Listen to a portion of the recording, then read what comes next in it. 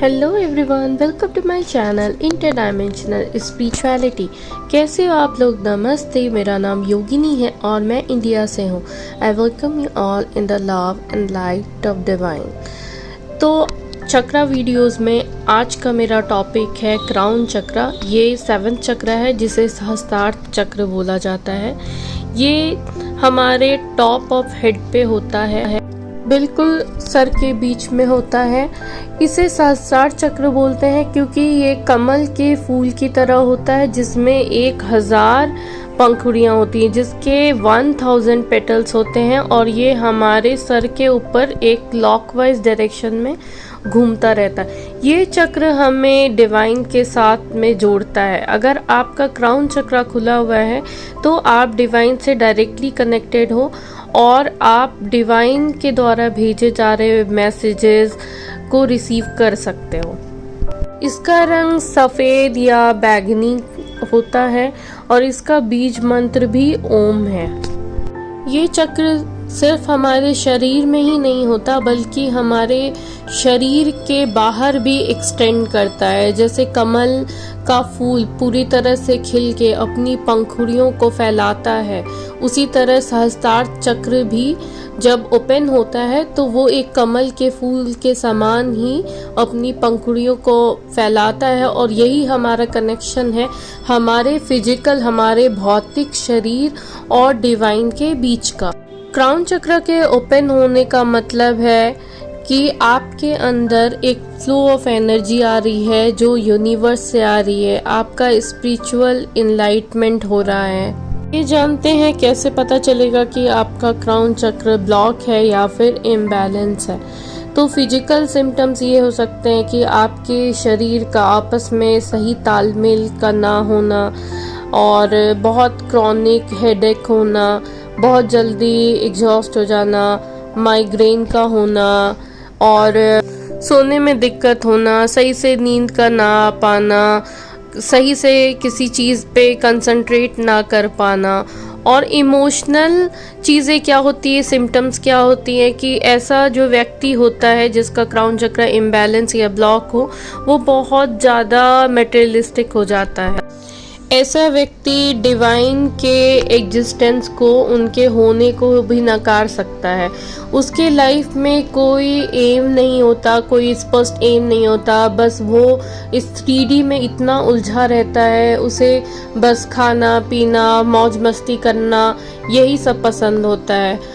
और ऐसा व्यक्ति डिप्रेशन में हो सकता है, सरदर्द रहेगा हमेशा उसे, और ऐसा पर्सन काफ़ी सेल्फिश होता है। इसके मन में किसी के प्रति दया भाव नहीं होती, किसी के हेल्प करने की इनके अंदर इतनी इच्छा नहीं होती।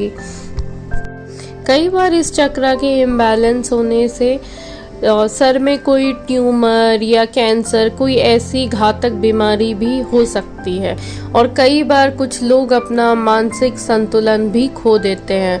कोई मानसिक बीमारी का होना, जैसे इल्यूजन में रहना, चीज़ों का दिखना जो रियल नहीं है, जो यहाँ पे नहीं है, ऐसी चीज़ें भी होती हैं। कई बार कुछ लोगों का क्राउन चक्र ज़रूरत से ज़्यादा एक्टिव होता है, ओवर एक्टिव होता है। तो ऐसा जो व्यक्ति होता है, ऐसा व्यक्ति काफ़ी ज़्यादा इल्यूजन में रहता है। ऐसा पर्सन अपने नॉर्मल जो फिजिकल नीड्स है उसको भी एक्सेप्ट नहीं कर पाता, जैसे खाना पीना, सोना। ऐसा पर्सन अपने आसपास के लोगों से इंटरेक्ट नहीं कर पाता, वो इस दुनिया में रहना ही नहीं चाहता। उसे ऐसा लगता है कि उसे इस दुनिया से हटा दिया जाए, अलग कर दिया जाए, इस दुनिया से निकाल लिया जाए। तो इस तरह की चीज़ें बार बार उसके माइंड में आती रहती हैं और वो अपने प्रेजेंट मोमेंट पे फोकस नहीं कर पाता है। तो ऐसा तब होता है जब आपका क्राउन चक्र ओवर एक्टिव हो। व्यक्ति अपने फिजिकल चीज़ों के बीच में, भौतिक दुनिया के बीच में और स्पिरिचुअल वर्ल्ड के बीच में सही से तालमेल बैठा नहीं पाता और वो इस तरह से डिप्रेस भी हो जाता है। ऐसे पर्सन को ज़्यादा तेज़ रोशनी या फिर ज़्यादा तेज़ साउंड भी बिल्कुल भी बर्दाश्त नहीं हो पाता। तो आइए जाने कि क्राउन चक्र के इम्बैलेंस होने का क्या कारण होता है।